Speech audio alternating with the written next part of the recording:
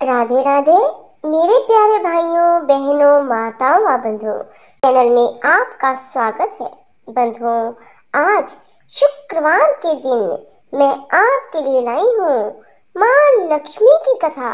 बंधुओं, माता लक्ष्मी की कथा शुक्रवार के दिन सुनने मात्र से माँ लक्ष्मी आपके घर में स्थायी रूप में वास करेंगी। बंधुओं, आपको सुख, समृद्धि और ऐश्वर्य की प्राप्ति होगी। बंधुओं, कथा को पूर्ण विश्वास, सच्ची निष्ठा के साथ ही सुनना, ताकि माँ लक्ष्मी का आपके घर में स्थायी वास हो सके।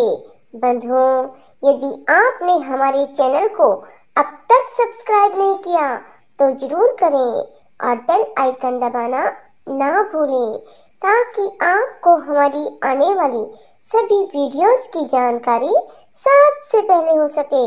बंधुओं, वीडियो को पूरी सुनने के बाद कमेंट बॉक्स में जय माँ महालक्ष्मी जरूर लिखें।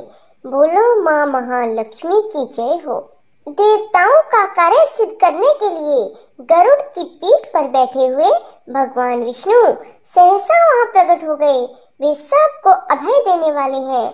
उन्होंने देवताओं और दैत्यों की ओर दृष्टिपात करके खेल खेल में ही उस महान पर्वत को उठाकर गरुड़ की पीठ पर रख दिया।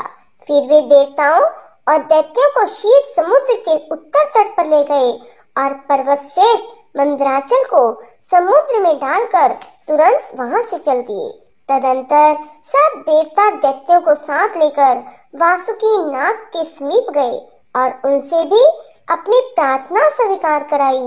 इस प्रकार मंदराचल को मथानी और वासुकी नाग को रस्सी बनाकर देवताओं और दैत्यों ने क्षीर समुद्र का मंथन आरंभ किया।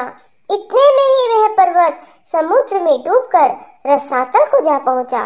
तब लक्ष्मीपति भगवान विष्णु ने कच्छप रूप धारण करके तत्काल ही मंदराचल को ऊपर उठा लिया। उस समय यह एक अद्भुत घटना हुई।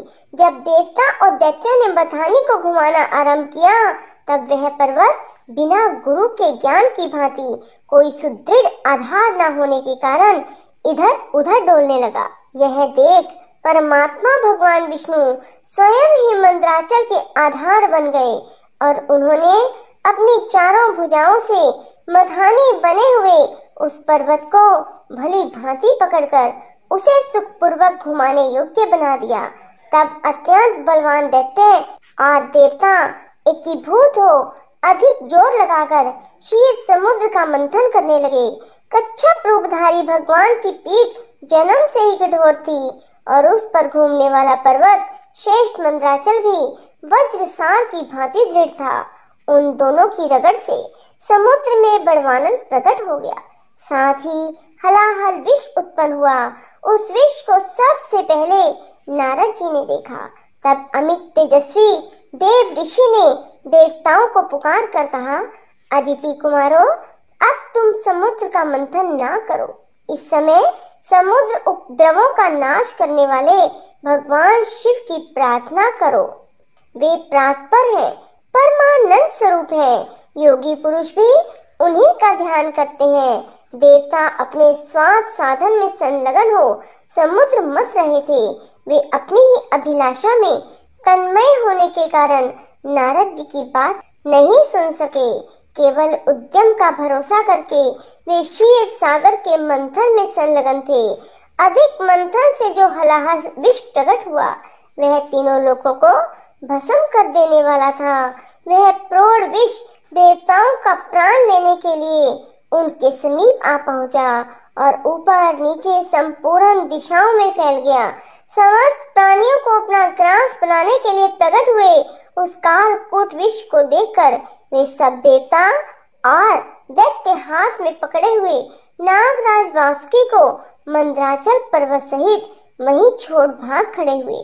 उस समय उस लोक संहारकारी कालकूट विष को भगवान शिव ने स्वयं अपना ग्रास बना लिया।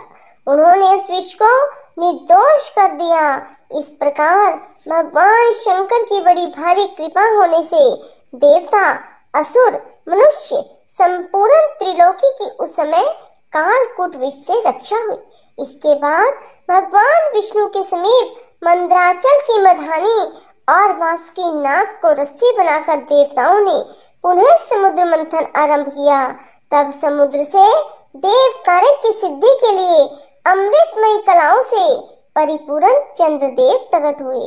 संपूर्ण देवता, असुर और दानवों ने भगवान चंद्रमा को प्रणाम किया और गर्गाचार्य जी से अपने अपने चंद्र बल की यथार्थ रूप से जिज्ञासा की।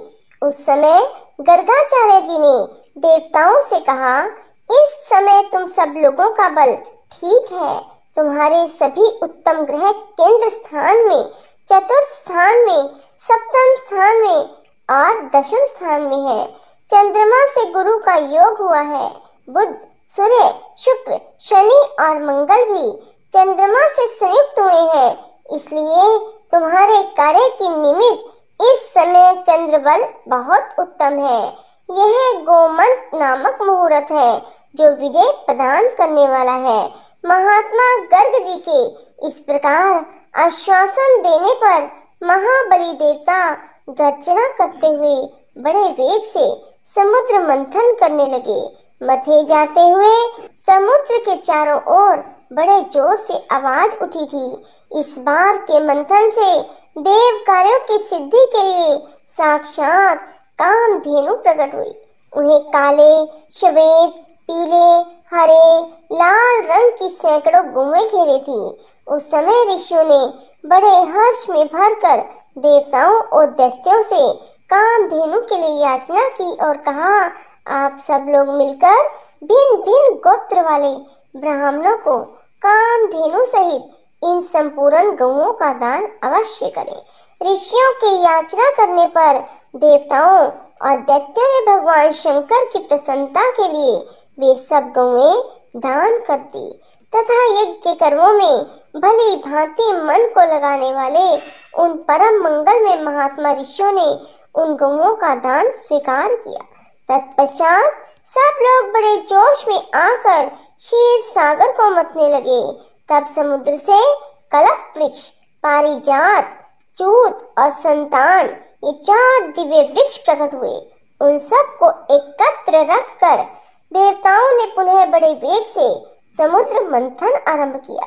इस बार के मंथन से रत्नों में सबसे उत्तम रत्न कौस्तुभ प्रकट हुआ, जो सूर्य मंडल के समान परम कांतिमान था। वह अपने प्रकाश से तीनों लोकों को प्रकाशित कर रहा था।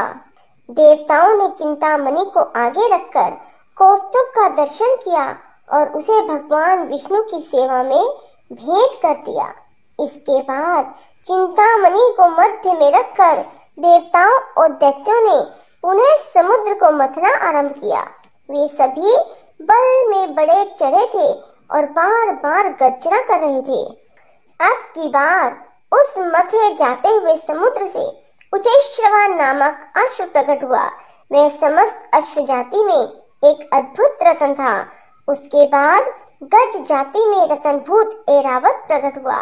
उसके साथ श्वेत वर्ण के 64 हाथी थे। ऐरावत के 4 दांत बाहर निकले हुए थे और मस्तक से मद की धारा बह रही थी। इन सब को भी मध्य में स्थापित करके वे सब पुनः समुद्र मथने लगे।